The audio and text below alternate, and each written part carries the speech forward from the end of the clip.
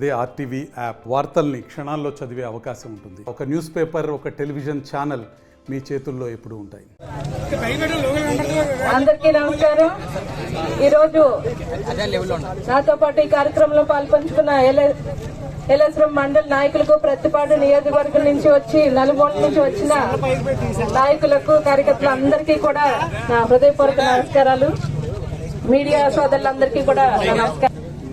రాష్ట్రంలో ఏ ప్రభుత్వం వచ్చినా సంక్షేమం, అభివృద్ధి రెండు ఈక్వల్ గా చేస్తేనే ఆ రాష్ట్ర అభివృద్ధి అన్నది కనిపిస్తుంది.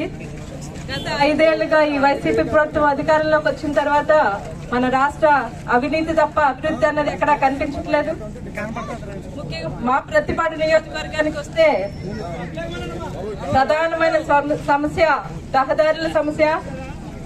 గత 5 సంవత్సరాలుగా ఈ రహదారుల గురించి మేము ఎన్ని ఉద్యమాలు చేసినా ఈ ప్రభుత్వం పట్టించుకోకుండా, ఇక్కడ ప్రజలు పడే ఇబ్బందులు తెలుసుకోకుండా వారు అవినీతి తప్ప, వారి స్వలాభం తప్ప ఎటువంటి అభివృద్ధి కార్యక్రమం చేపట్టలేదు. ఈ రోజు ముఖ్యంగా ప్రతిపాడు నియోజకవర్గంలో శంకవరం, పెద్దమల్లాపురం రోడ్డు, అదేవిధంగా ఏలేశ్వరం నుంచి జడ్డంగన్నవరం వెళ్లే రోడ్డు అనేది చాలా ప్రధానమైన సమస్య. ఈ ప్రతిపాడు నియోజకవర్గంలో ఏలేశ్వరం పట్టణం అనేది గిరిజన ప్రాంత ప్రజలందరికీ ఒక ముఖద్వారం లాంటిది.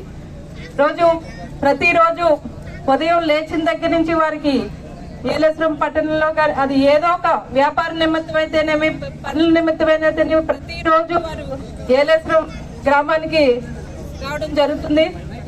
ఈ రోజు ఇక్కడ పరిస్థితి చూస్తే సామాన్య ప్రజలే నడవడానికి, బండ్ల మీద, వాహనాల మీద వెళ్ళడానికి ఎంత ఇక్కట్లు పడుతున్నారో చూస్తుంటే నిజంగా గర్భిణీ స్త్రీలు, వృద్ధులకి ఇంకెంత ఇబ్బంది ఉంటుందో అన్నది మీరందరూ ఒక్కసారి తెలుసుకోవాలి. ఈరోజు ఈ రహదారి ఏలేశ్వరం జడ్డంగన్నవరం వయా గుంటవానిపాలెం రవణపేట రహదారి ఈ నియోజకవర్గ ఎమ్మెల్యే కాదు, పక్క నియోజకవర్గంలో కూడా ఒక ఎమ్మెల్యే, ఎమ్మెల్సీ ఉండడం జరిగింది. 3 పాలకులు ఉన్న ఈ రహదారి మీద ఒక్క శ్రద్ధ కూడా పెట్టకుండా, ఇక్కడ ప్రజలు పడే ఇబ్బందులను పట్టించుకోకుండా వారు చేస్తున్న ఇటువంటి దుర్మార్గపు పాలనని ప్రశ్నించడానికి ఈ రహదారి వెంటనే నిర్మించాలి, ఈ రోడ్డు నిర్మించాలి, ఇక్కడ ప్రజల అవస్థలు గమనించాలి అని డిమాండ్ చేయడానికి ఈరోజు ఇక్కడ పాదయాత్ర చేపట్టాం. 2021లోనే ఈ రహదారికి శాంక్షన్ అయితే 2023లో పూర్తి చేయాలని కూడా ఇందులో ఉంది.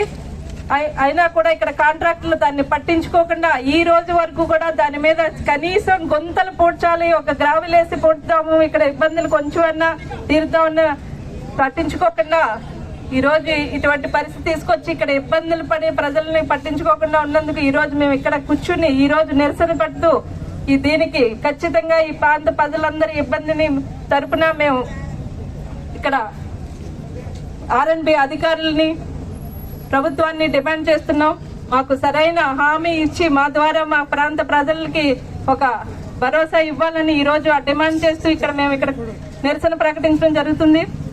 ఒక్కసారి ప్రతి ఒక్కరూ ఈ ప్రాంత ప్రజలు పడే ఇబ్బందులు, వాహనాల మీద వెళ్తున్నప్పుడు ఒక చిరు వ్యాపార నిమిత్తం వాహనాల మీద వెళ్తున్నప్పుడు, ఒక బండి మీద వెళ్తున్నప్పుడు ఏదైనా ప్రమాదం జరిగితే, మంచాన్ని పడితే ఆ కుటుంబ పరిస్థితి ఎలా ఉంటుంది ఒకసారి.